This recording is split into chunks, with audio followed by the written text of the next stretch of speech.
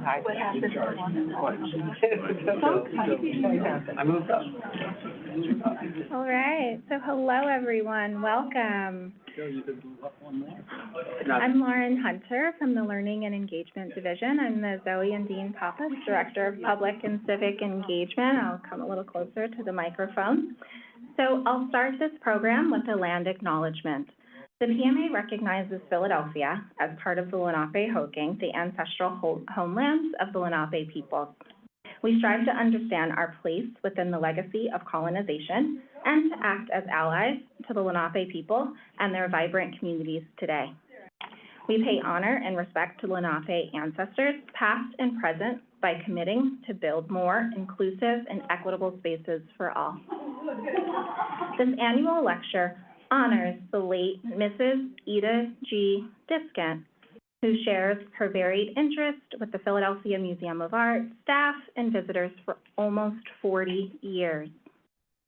Mrs. Diskant worked for many years as a curatorial associate for the Medieval Art Department of the European Decorative Arts and Sculpture.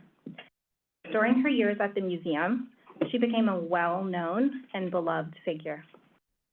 The Ida G. Diskant Memorial Lecture brings distinguished scholars to Philadelphia Museum of Art to examine significant issues in the theory, criticism, and history of European art from the 12th century through the 19th century. This annual program is made possible through the generosity of the Robert and Ida G. Diskant Endowment Fund. And now, I'm happy to introduce our speaker. Cathy Hall-van, then Elsen, studied Spanish art at the La Trobe University in Melbourne, Australia, completing her PhD in 1992 on the life and work of Luisa Roldán. After a period working outside art history, Cathy returned to scholarship in 2005, contributing the introductory chapter to the exhibition catalog, Roldana, published by the Consejería de Cultura in Seville in 2007. In 2018, Cathy published a monograph in Spanish, Fuerza y Intimiso, Luisa Roldán, Escultura. Her annotated bibliography on Luisa Roldán was published in 2020 by the Oxford Bibliographies Online. And in 2021, Lunn Humphreys and Getty Publications produced Luisa Roldán, a monograph in English. Cathy's study of 16 women artists, Gender and the Women Artists in Early Modern Iberia, was published by the Routledge in 2024. In that year, CSIC published a revised edition of the Spanish monograph with the revised title, Luisa Roldán, Escultura, Fuerza y Intimiso. She's currently working on a catalog, raison, of the sculptor's work with Holly Trusted, formerly of the Victoria and Albert Museum. So thank you for joining us, Cathy, and I'll turn it over to you.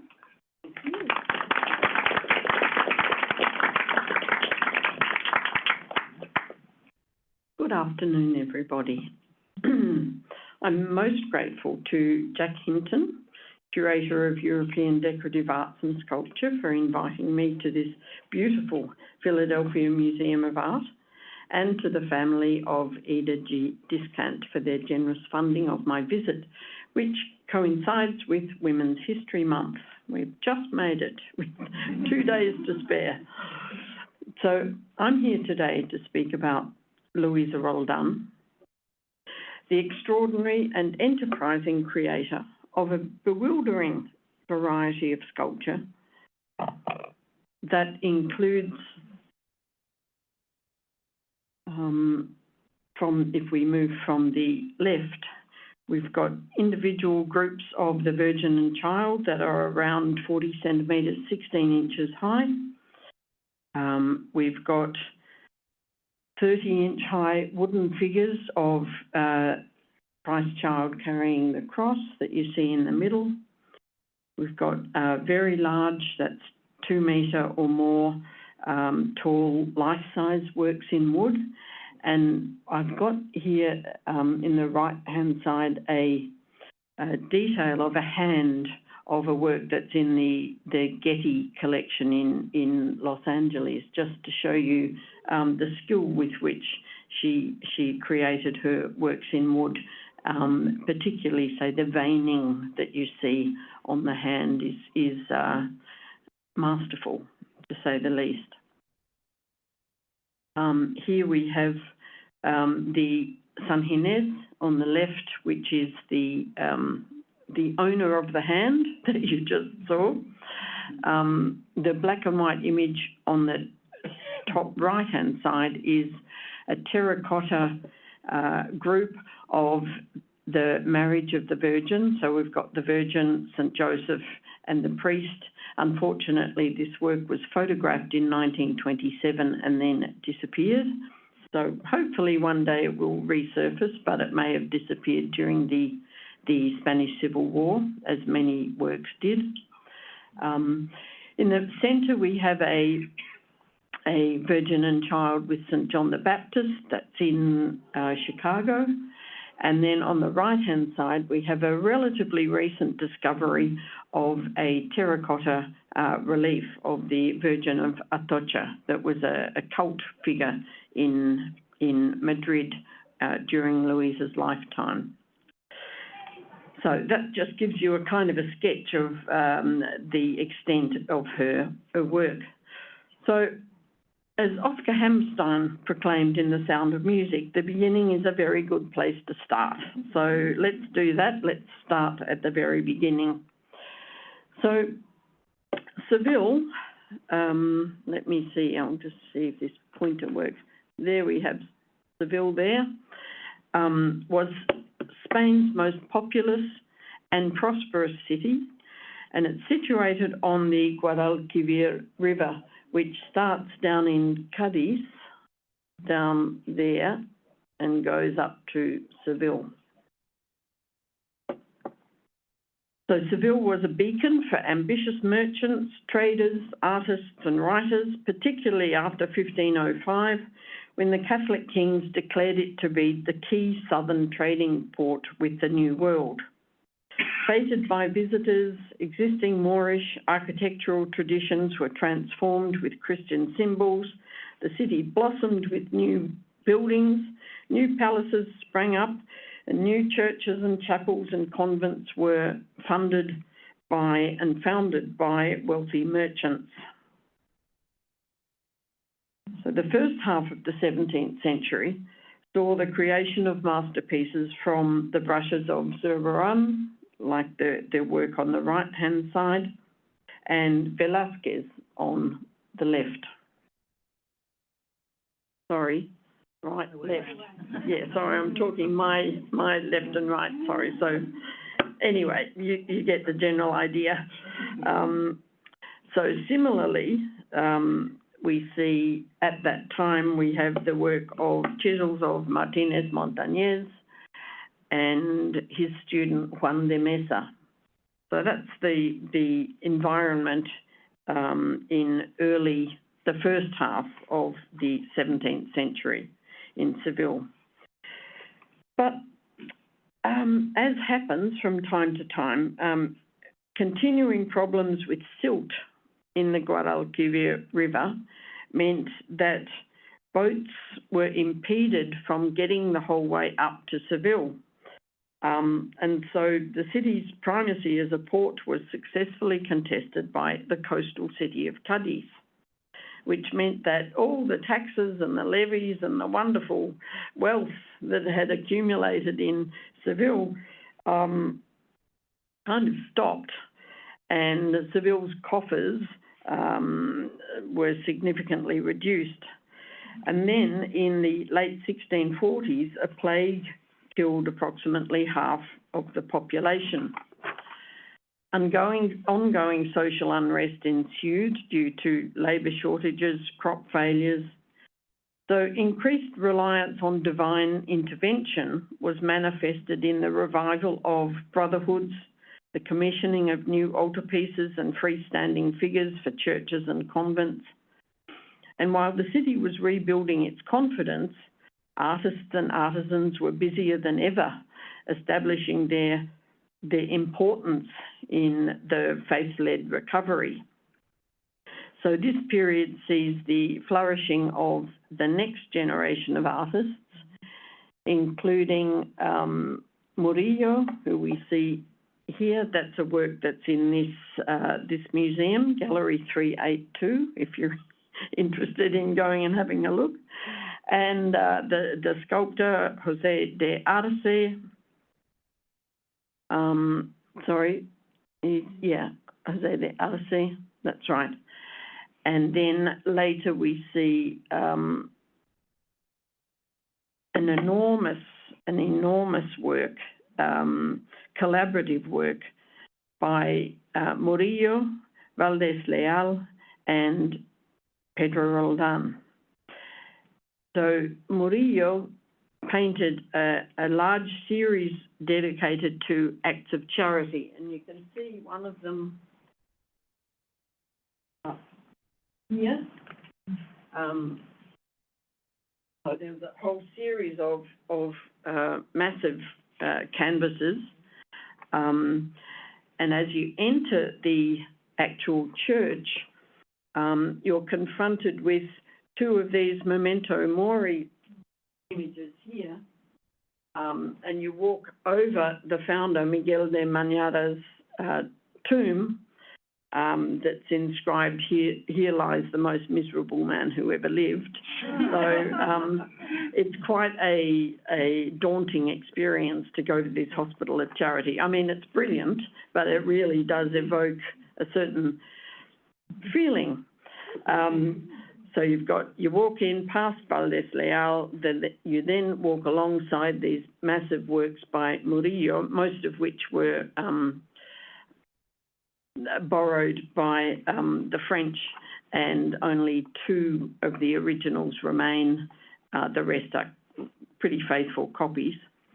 But the culmination of the chapel is this altarpiece that you see that is done by Luisa Roldán's father.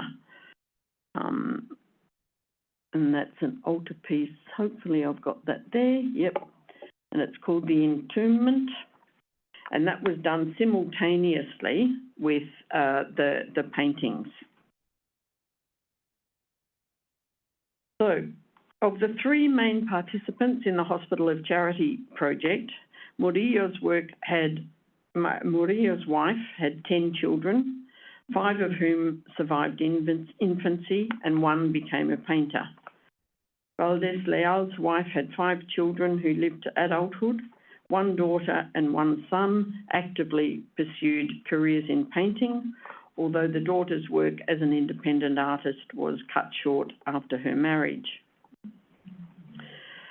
Like most members of the artistic community, Pedro and Teresa de Villavicencio also had a large family, but Pedro did not have a son who survived infancy until his eldest daughters were 12, 10, and 8 years old. So, I need an heir for my studio. What am I going to do? So I know I've got 3 daughters. I'll put them to work. So these 3 oldest daughters started working with their dad and started being trained as serious artists rather than as, decorative elements in a large workshop. The 3 Roldán girls would have first observed and then participated in the creation of many freestanding figures that Pedro's workshop produced. They would also have been involved in creating frieze-like figures of groups, of figures for altarpieces. Endogamy was an important feature of Pedro's business survival strategy. So on maturity, each of the girls made a choice or perhaps accepted one that had been made on her behalf. Francisca Roldán, skilled painter of sculpture, married a sculptor, one of her father's apprentices, had a child, stayed in Seville. The only works that we know were painted by her are 2 figures in wood produced by her husband, painted by her in 1696 20 years after her marriage. So what happened in the intervening 20 years is a bit of a mystery, but maybe she just stayed working for Dad and was never asked to actually sign her work. Maria Roldán, a sculptor, married a sculptor, Matthias Brunenke. She stayed in Seville. Her name has been found on 4 sculptures in wood, dated 1697, 25 years after her marriage. Luisa Roldán, a sculptor, left the family home at 19, married a young man she met in her father's workshop, had 9 children, of whom 7 died, established herself as an independent sculptor, first worked on commissions in Andalusian cities, then moved to Madrid. She produced more than 100 works in wood and terracotta and claimed the title of, or was awarded the title of Sculptor to the Royal Chamber of the Spanish Kings Charles II and Philip V.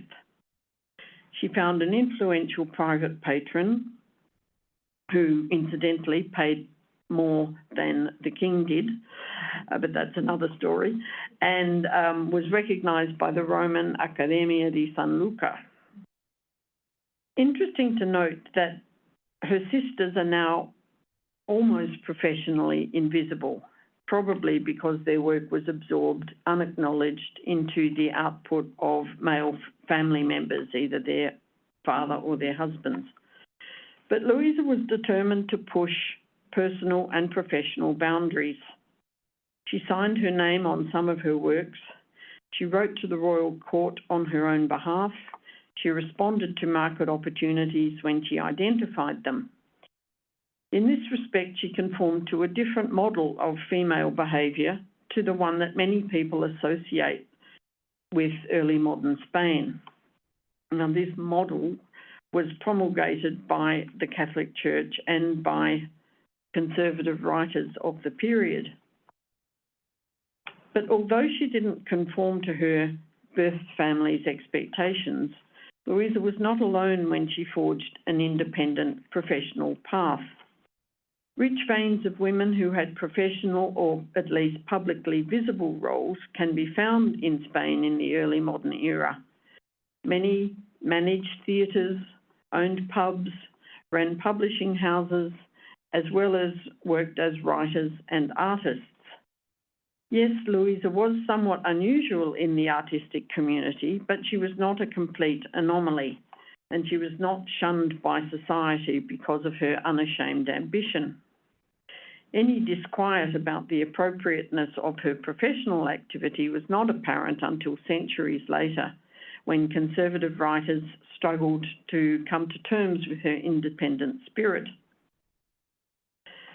Luisa's marriage in 1671 was endorsed by the church, but not by her father. She was the first of 3 sisters to petition the church for permission to marry. At face value, this seems unusual, but the church did actually make provisions to support women whose parents were obstructing their wish to marry. And compared to the experience of some of her other siblings, her request was probably a sensible one, as the Roldán family seems to have had rather explosive relationships. Her father refused to provide dowries for all but one daughter. That's the youngest. One of her brothers fled a neighbouring town back to Seville, pursued by his girlfriend's family members. Another suitor asked for sanctuary in Seville's jail, as the male members of the Roldán family were looking for him to avenge their sister's honour. So I think, marrying a man of your choice is probably not a bad idea. Asking the church for permission, church says yes, fine, off you go. So after their marriage, Luisa and her husband, Luis Antonio de los Arcos, settled into life with her in-laws, not her own birth family, which may have provided a quieter existence for her young and growing family. Her father-in-law was a polychromer, that is, he's a painter of wooden sculptures. So she didn't completely leave the artistic community, although she did leave her father's home. She may have continued to work with her father, although we have no written evidence of that. Childbearing, child raising seems to have occupied the early years of her married life until later in the decade, when she began contributing to commissions that her husband won, like the 2 ambitious Holy Week floats, representing the 3 needs of Mary, which is on the left, and the exaltation of the cross, which is on this side. Just for your information, the 3 needs of Mary are a ladder, a sheet, and a tomb, all of which you see represented in that particular float. I'll just show you some more details of the 3 needs of Mary, and some more details of the exaltation of the cross. So she was about 26, and Luis Antonio was about 26 when they did these works. Normally, floats used to have single images, or perhaps the crucifix with the Virgin, or the crucifix with St. John the Evangelist. But Luis Antonio and Luisa did really quite innovative things in saying, no, let's actually stage a theatrical scene so that people can look at and can walk around and see different angles. The positioning of the figures changes from time to time as the Brotherhood decides, no, we'll put this guy over here and we'll move that to the back, etc. But the people who attend the Holy Week processions can actually move around the float and look at these very impressive works from many different angles. So I'll just double check that I haven't got another one. No. Okay. So, oh yes, I will actually move that forward. So one of the so-called medallions around the edge of the exaltation float is this one over here. Yeah. And you can see that she's very much paying homage to the altarpiece that she probably worked on with Pedro just a few years earlier. Just a little nod saying, hey guys, remember I was involved in this, or perhaps simply, hey guys, remember this is what my father did. We're not quite sure, but I feel it's likely that she was involved in the creation of that altarpiece. So her recognition spread throughout Andalusia, and the 1680s saw her producing work for institutions in the southern coastal city of Cadiz that we've mentioned before, and neighbouring towns. She won acclaim for works like the Ese Homo over there, and then the patron saints of Cadiz, these 2 fellows.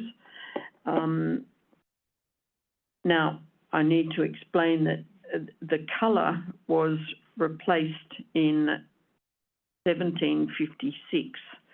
So the colour that you see there likely isn't the colour that Luisa and her brother-in-law Tomas Antonio would have put on the works. And another very well-known work is the Virgin of Solitude, which is in a little town just outside Cadiz. So the few documents that we know from this early period refer to the esteem in which she was held and her unique status as an accomplished woman sculptor. The single figures that we know she produced in Andalusia, and here's one of hers here, and this is one of her dad's. This is Pedro. They reflect a really clear stylistic progression from her father's sculptures, whereas Pedro's solemn figures have a restrained kind of gravitas about them. Most of Luisa's images impart an urgent desire to communicate with the viewer. She does this by having the figures appear to move forward in space, the folds of their robes curving in response to the implied movement in their arms and legs. And her figures' facial features convey their enthusiasm to deliver a message. Their mouths are almost always open, and rounded eyebrows frame their very wide open eyes that say, hey, have I got a story to tell you? It's really sort of enthusiastic communication of their face. So soon after donating the Virgin of Solitude to a convent in Puerto Real in exchange for an annual mass, which is still said 350 years later. There's a little weekly newsletter that comes out from the Brotherhood, and it says, hey, everyone, remember, next Sunday is the Luisa Roldán Memorial Mass, which to me is very poignant. So she donated this in June 1688, and then she was then pregnant. Luisa, her husband, Luis Antonio, 2 surviving children, and her brother-in-law, who was a polychromer, a painter of her sculptures, left southern Spain for Madrid, the seat of the Spanish Habsburg monarchy. We don't know why they left, but it may be that they wanted to leave an environment that was dominated by Pedro Roldán. She was always going to be Pedro's daughter in Andalusia, and maybe she thought to try her luck or try their luck on their own terms rather than as Pedro's daughter. If they had stayed, we might now be talking about her authorship of 1 or 2 known works, as we are with her sisters. But she did leave, thankfully. So when she arrived, Madrid wasn't economically thriving, but it seems that the royal court still exerted a significant pull for the young family. Everything was big in Madrid. Besides the households of the king and the queen, the parishes had 4 times as many parishioners. There were more merchants, more noble families. The nobles had houses in Madrid as well as in their country seats. So there really was a sense of opportunity there. Palpable influence of foreign artists and those from northern Spain, visible in the variety of monumental treasures in churches, must have provided Luisa with exciting new stimuli. Our documentary knowledge of her life during the first 2 years in Madrid is limited to the baptism of their new daughter in February 1689. 2 years later, 1691, she presented her first known work in Madrid. Given her history, her training, her reputation, it might be reasonable to conjecture that she proudly signed and dated a wooden sculpture. But no. Although renowned in Andalusia for her large works in wood, she produced a work in a style and material with which she had never before been connected. Her signature at the front of the sculpture that you can't see but is just there. On the detail. Yeah. Oh, yeah, that's right. Thank you for pointing that out. There's some of the letters there of her name. Clearly visible as one approaches the group. So this is not an anonymous, sweet little salon piece. She's actually saying, hey guys, here I am. My name is Luisa Roldán. So this rest on the flight into Egypt is about 18 inches, about 40 centimetres across, and about the same in height. It's missing a few bits and pieces, as you would expect from a terracotta work that's 350 years old. Beneath a pomegranate tree, the central figure of the Virgin holds the Christ child, who is offered a date by St. Joseph, and then an angel comes in from the side offering more fruit that's held in the skirt. The subject matter is easily recognisable, depicting an action taken by the Christ child's parents to ensure his safety. The New Testament explains that their flight ensured Christ's survival and therefore our redemption from original sin. Luisa would have known many versions of this scene that were painted by members of her father's circle. What is rather unusual are the secondary symbols that we see down here that invite the viewer to spend more than a couple of seconds glancing at the initially familiar group. We've got an ass and a goat at the back, which is kind of predictable. We've got a diminutive dog. We've got a porcupine, barely visible between saddlebags at the Virgin's feet. Near the sheep's feet are a drinking vessel, clumps of blue irises and white irises, and a rabbit. 3 tiny birds sit in the tree up here, as well as an owl. Each of these elements can be related to popular symbolism, from signs of loyalty, purity, lust, wisdom, and salvation. So early modern artists were not in the habit of introducing new representational forms without an authoritative source. In Andalusia, as we saw before, Luisa's sculptures contained few, if any, iconographic surprises. Her wooden figures were familiar to all who saw them, and they did not require recourse to texts to recognise the figures. An esse homo, saints with a particular attribute, a sorrowful virgin. So the appearance of these small details in her first known terracotta suggests that she was aiming to attract a new, informed audience that would understand, be interested in, and respond to these subsidiary messages. Luisa's creativity did not rest there. She didn't just stay with appealing terracottas. In 1692, the following year, she received the title of Sculptor to the Royal Chamber of Charles II, after presenting the court a 8.5-foot tall St. Michael smiting the devil. Now, St. Michael was very much the saint of the moment. He was relied on many for the security of the Catholic faith in Spain and, by extension, the Spanish Habsburg monarchy.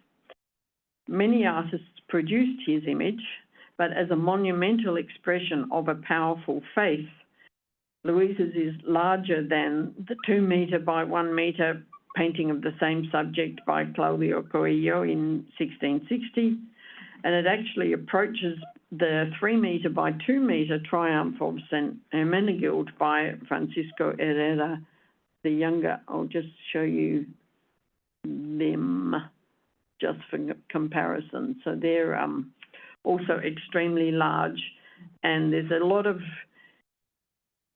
I find the activity very, very compelling. The actions are almost violent. They're not kind of, oh yeah, here's St. Michael, he's a pretty cool guy. No, this is St. Michael, and this is St. Hermenegild, very, very comfortable to wield their authority within the Catholic Church.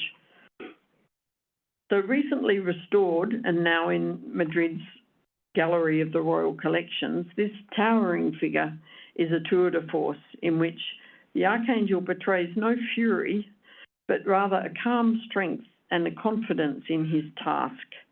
it is very likely that Luisa knew Nuremberg's description of the archangel's physical beauty, which is, quote, perfectly beautiful, admirable in many ways, and bearing grace in abundance.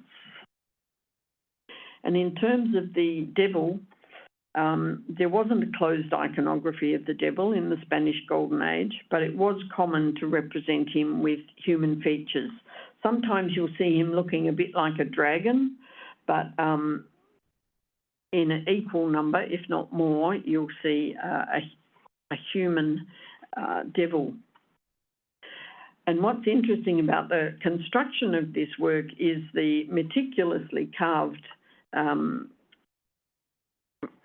image of the fallen angel. And see, look at the veins in his neck, and that's throughout his whole body.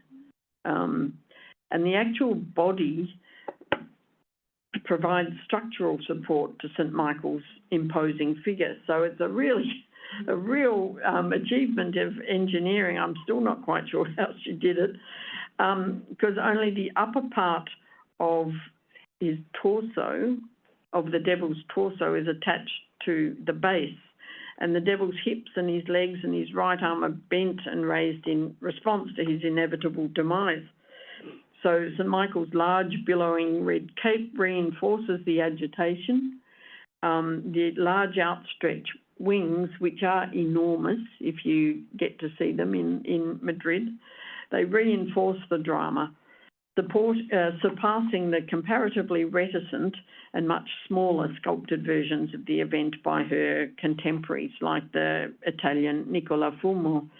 People like to say, oh, yeah, that's her source. And I'm thinking, oh, maybe not. This is a very powerful sculpture. And just as an aside, Thomas, her brother-in-law, wrote his name on the bottom of St. Michael's shoe. And I'm torn between thinking it's an ironic little reference to, oh, that's all I am. I'm just, underneath someone's shoe.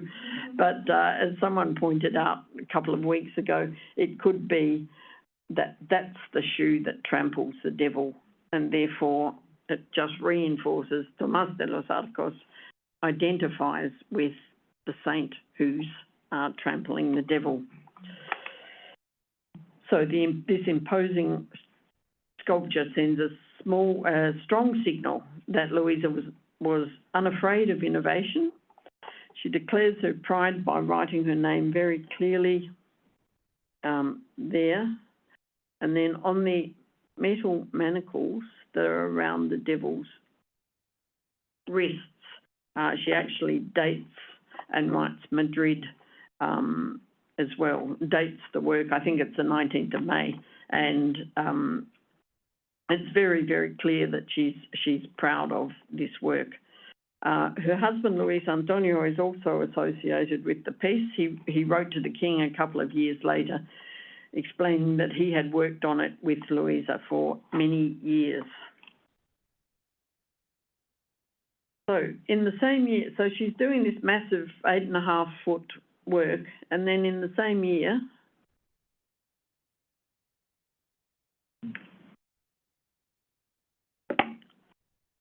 she made and signed 2 40-centimetre high terracotta sculptures, not multi-figured groups with a complex iconography like the one she'd made the previous year, but a delicate Virgin sewing and a Virgin and Child with St. John the Baptist.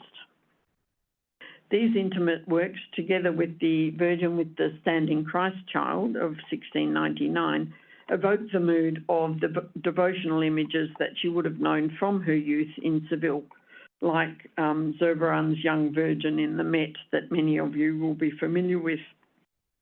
He did a Virgin sleeping in Jerez that's equally stunning. So, popularly referenced in contemporary literature, including Sor Maria de Agreda's Life of the Virgin Mary, the relationship between mother and son was of foundational importance in Spanish Catholicism. So Maria wrote a lengthy record of her visions of Mary and the Christ child that was referenced by both painters and writers alike.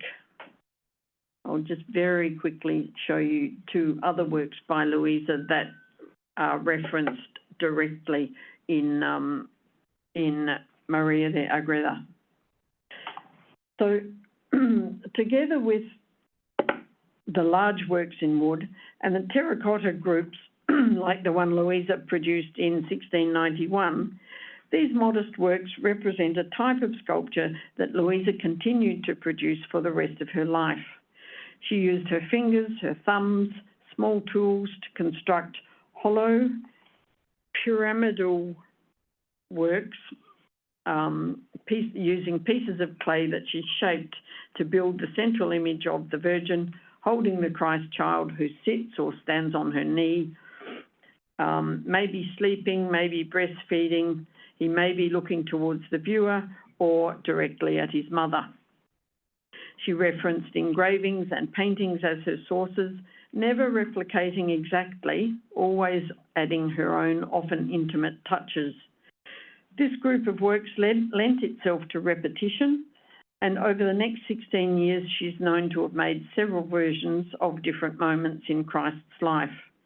While not overtly burdening the groups with secondary signs or symbols, the sanctity of these apparently uncomplicated scenes, excuse me, is often reinforced by the presence of cherubs and a crescent moon, elements that remind us to look again at the subject matter and to ask ourselves about the future of the happy child who might swivel towards the viewer while still holding onto his mother's blouse, or in the case of the work that's here in Philadelphia, who sleeps on his mother's lap.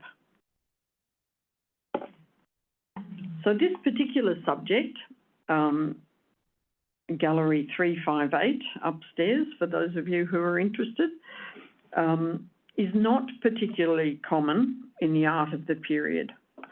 Christ has just fallen asleep while the Virgin seems to be looking down at her, but is kind of sleepy, through eyes that are barely open.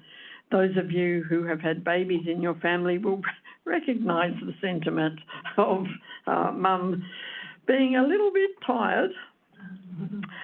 But as with all Luisa's works with maternal themes, this piece is presented as a tribute to the love that unites a mother and her infant son.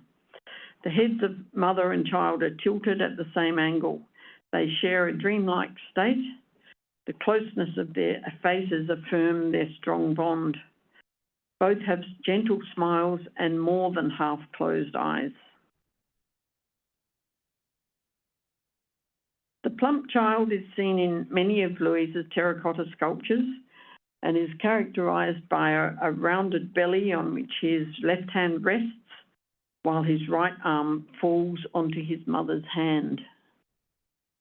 The familiarity of the scene leads the viewer to associate it with their own everyday experience. And at first, this devotional work shows the humanity of Christ's mother without resorting to great iconographic complexity. But as she does in her maternal groups, Luisa also points to the final destiny of the child sleeping on a white cloth, anticipating the Pietà, in which the body of the adult Christ is placed on a white shroud and then observed by his mother. The crescent moon at the Virgin's feet reminds us of her own conception without original sin, while the chubby faces of the seven-winged cherubs at her feet remind us of the sanctity of the two figures. The meditative image of the Virgin before her newborn son seems to reflect a passage in Maria de Agreda's Meditations, which Luisa may have referenced directly. According to Maria de Agreda, the Virgin was an exemplary mother who didn't sleep, even when the Christ child was sleeping. So this is my translation of the passage. The most diligent mother did not sleep to guard her most holy son. until God told her to sleep and rest. As a reward for her care, he gave her a new and more miraculous type of sleep than she had experienced then, when she slept and her heart was awake at the same time, blessed with divine intelligence and contemplation. From that day on, the Lord added another miracle to this one, and it was that the great lady slept as long as was necessary and maintained the strength in her arms to support and hold the child as if she were watching. And she looked at him with her understanding, as if she saw him with the eyes of her body. And with this marvelous thing, what he, that is God, said in the Song of Songs 16 was fulfilled: I sleep and my heart watches. When more research is undertaken into this apparently simple iconography of Louisa's Marian figures, I think we're likely to find more sources such as this one. The diverse sculptural types that Luisa produced in her years in Madrid suggest that she was leaving nothing to chance. She retained one foot in the yes, I can do fabulous large sculptures in wood, such as these two. Here we have San Ginés and Christ the Nazarene. She revelled in iconographical complexity, like the ecstasy of the Magdalene, and you can see all kinds of complexity in there, which I don't have time to go into. There's two versions, one's in Spain's National Museum of Sculpture and the other's in the Hispanic Society. Groups depicting the Virgin and Child or the Holy Family with saints were popular in convents in and around Madrid. And as we've seen, she produced many delicate pieces formed in single shapes that were suitable both for the most elevated and the most humble rooms in Spain. Most follow a customary pastel colour scheme of dusty pink gown and a blue cloak, although over the centuries, restoration have added touches of darker tones or even changed the gown from pink to green or cream. So I need to cut this next little bit. So Luisa was a very ambitious woman. She didn't sit still. She directed her horizons beyond the court. She proposed the gift of a wooden sculpture of Christ carrying the cross. She sent her son to study drawing under Carlo Maratta. She enjoyed the patronage of the influential Duque del Infantado. She received the title of the Academic of Merit, Academician of Merit from Maratta's Roman Academy. But she died on the day that the Academy records her honour. She left no property, which, if she had any, would have been in her husband's name. She just left her blessings to her two surviving children and her husband. 5 years later, Luis Antonio died. He was buried in a pauper's grave, dressed in the robes of a Franciscan monk, leaving treasures such as a drinking glass with the painting of a bird on its side, his clothes, a fragment of the true cross. I'm not quite sure how many there are in the world, but he had one, definitely, and several very carefully specified debts. 18 years after her death, Luisa's friend, the biographer Palomino, used glowing terms to describe her personality and her talent. He included few women in his book of biographical sketches, and he devoted the same amount of space to her as he did to her father, rather than the cursory treatment that he gave the other women he included. He spoke of her mastery of terracotta, but he also paid particular attention to the wooden Nazarene, now in Cisante, attributing its magnificence to God's intervention. In the past 100 years, legal archives have opened.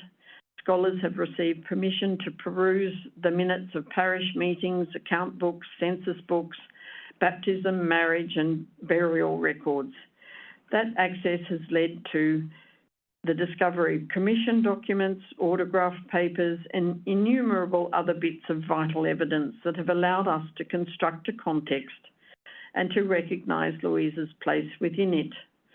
Although we still have a lot more to discover, it is clear that Luisa Roldán was an extraordinary, ambitious and talented woman. Her growing public recognition owes much to the diversity of work that she undertook for both public and private patrons, to her ability to adapt to changing circumstances by moving cities, by changing the medium with which she worked, and by seeking new opportunities unimagined by her family members and her peers. So I'll leave it there.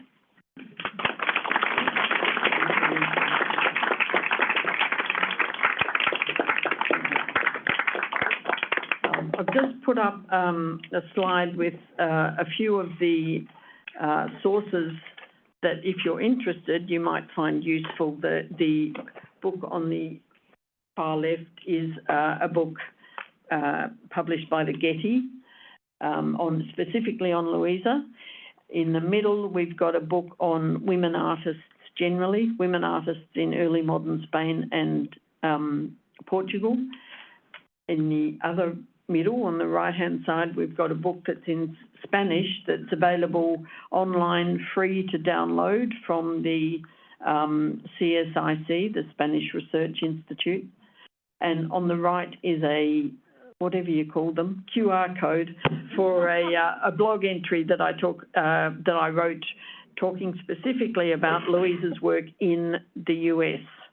So, because there's quite a few. And for those of you who might be interested in a road trip, that'll keep you busy for a little while.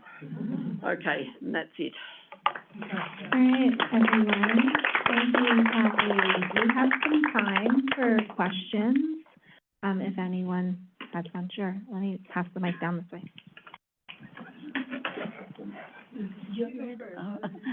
So thank you very much. It's fascinating to learn about this artist. Could you tell us a little bit more about her technique in the terracotta pieces, for instance, which we have one on the right, correct? Yes, that's right. That's a terracotta so relief. She molded the figures. Yes. And then did she also do the glazing, or No, what is the coloration?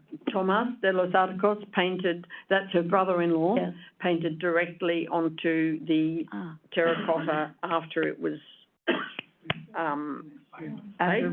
After it was baked, right? Yeah. The terracotta had to be in a kiln somewhere, right? That's right. Yeah. And so he painted the works after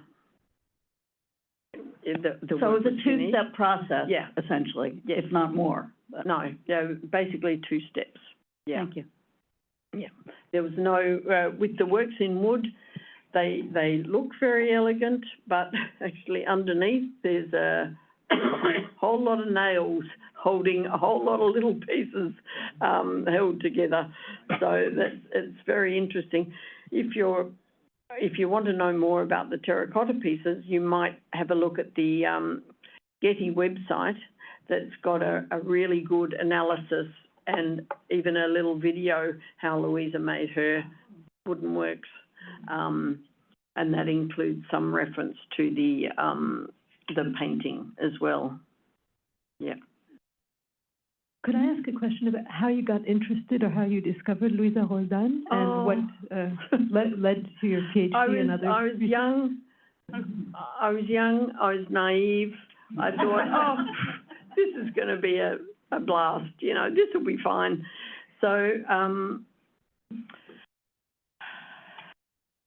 it was suggested to me that it would be good to do a thesis on equestrian portraiture in Spain.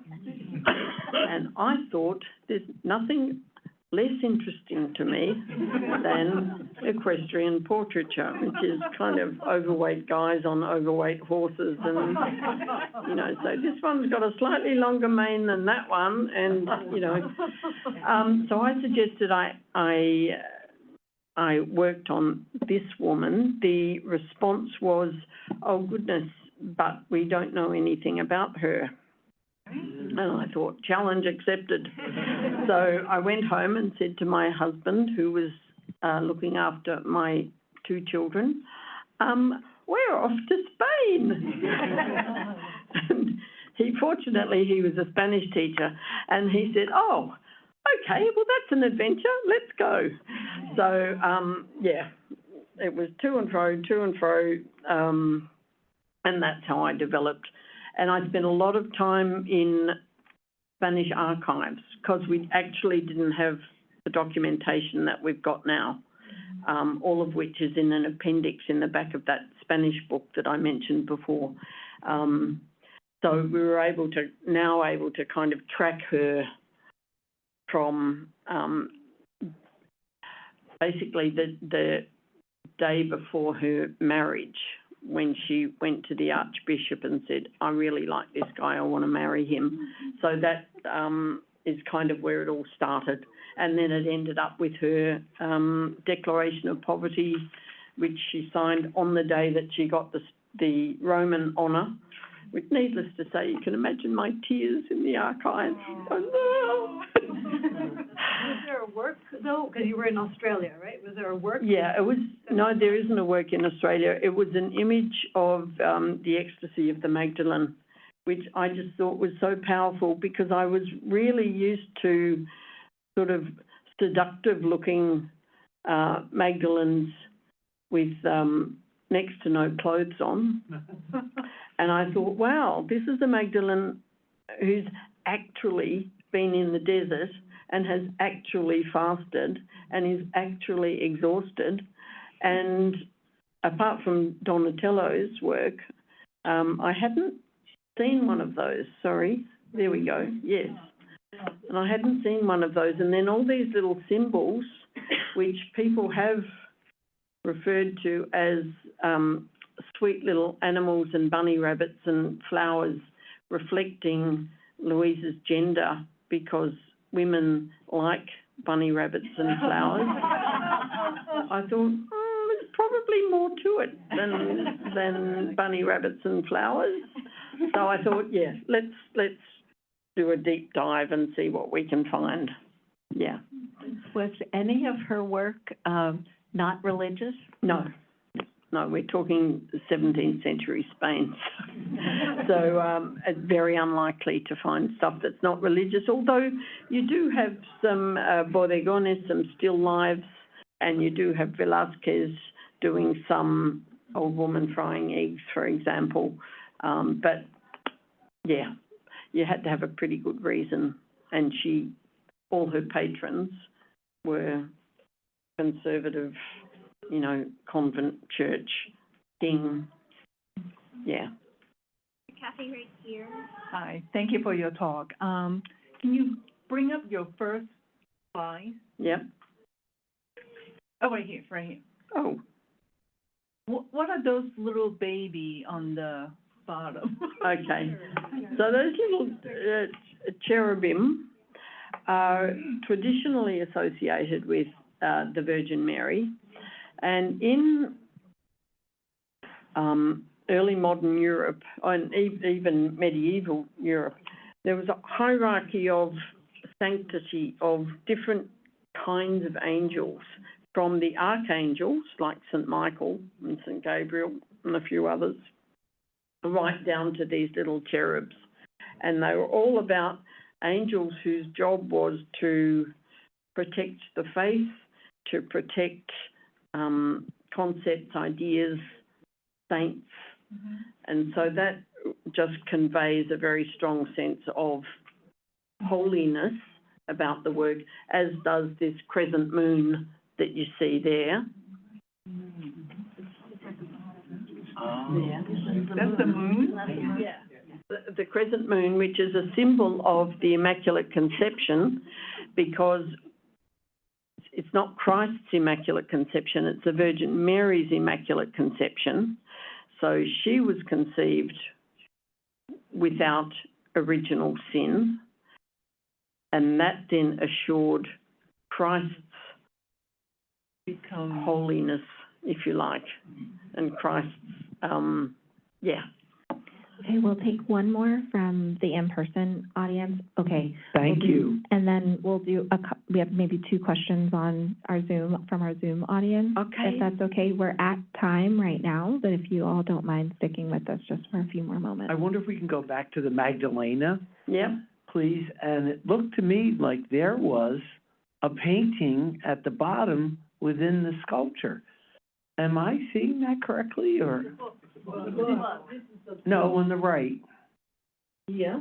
Yeah, that's the book. No, underneath that, that's not an image of some kind of the Magdalena. Snake and a lizard. Okay, from here, it looks like an actual painting within, thank you. Really like snake and lizard. Rabbit, another little rabbit. Okay, He was so mad for from rabbits. online, one of the questions is why the use of terracotta for the smaller pieces rather than wood? We could call her up in a séance and ask. There is no obvious answer to that question. And the next is, are the sculptures shown in public processionals her original works? So if we go back to the floats that she did, is that, I think, what we're referring to? I believe so.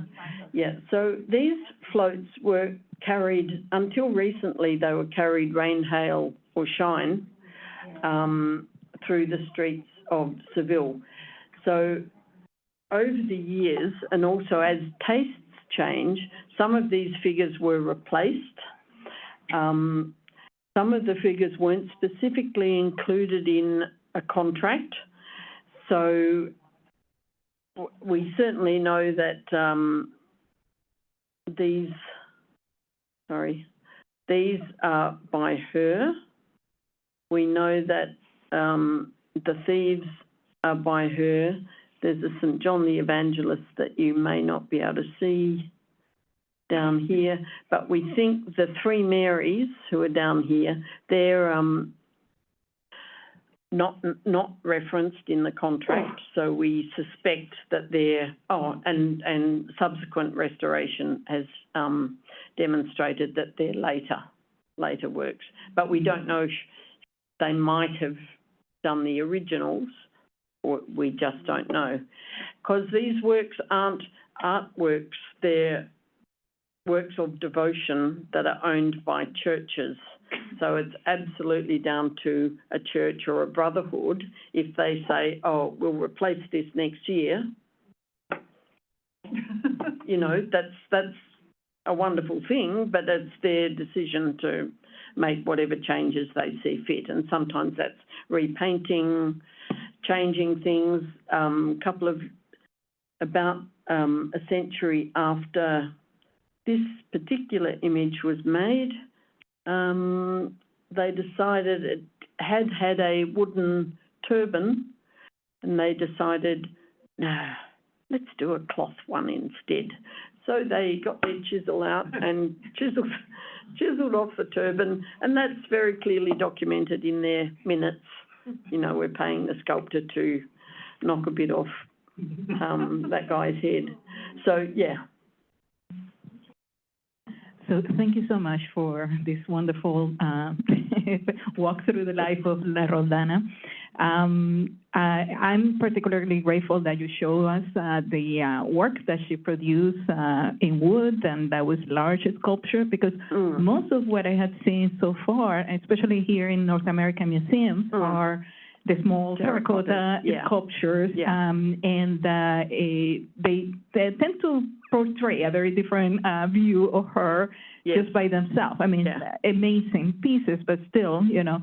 And also those pieces, and going back to one of the comments that you made about the interpretations of her works, it seems that kind of common interpretation is that, oh, she was a female artist, she was working in small pieces in terracotta, and like, you know, she couldn't do those kind of works. Yeah. But my question is, who were the people commissioning this kind of, like, what was the market? Because if there were so many that made it to the art market, then, you know, museums got it. What was the kind of a clientele base that she had for those particular sculptures? For the terracotta? For the terracotta, the small, the virtuoso ones. Okay, so we have very few specific references to terracotta, contemporary references to specific references to specific works. The royal court, we know, she wrote a letter to the king saying, as you know, I've been very busy for the last few years doing work for you. Please see attached the list of 80 terracottas. Well, nothing there. So it's somewhere, maybe the paper is somewhere in the Royal Archive where, so she says she did 80 for the king. We know that she did work for the Queen as well, because they had separate households. She did a work for the Duque del Infantado. Included in that list, the receipt, or the invoice that Luis Antonio did and gave to the Duke was 170 figures for the nativity scene for Mother Hieronima. It took me 5 years to find Mother Hieronima, and I rang up the Cuenca Archbishop and I said, I would really like to come and see this convent, please. And he said, oh, you mean the ruins? And I said, no, the convent, the one with the Luisa Roldán nativity scene. And he said, no, the ruins. So she did that work for a convent. Presumably she did other works that are now still in the convents, but whether they were direct commissions or not, or whether the Duque del Infantado, who was a very wealthy man, whether he arranged for her to do things for specific convents, I don't know. But she obviously did works for him as well. Yeah, so it's really a bit of a jigsaw puzzle, and there's a lot of pieces missing. Are there any more questions? Oh, okay. If it is a jigsaw puzzle, what's your next move?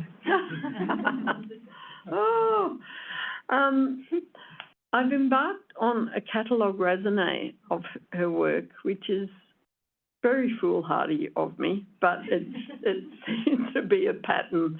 I think, oh, why don't I do this? Yeah, so that's the next mission as well. So we'll see. Well, thank you to Cathy and to all of you, and also our staff, Julia, Kier, and Ty, who are also supporting.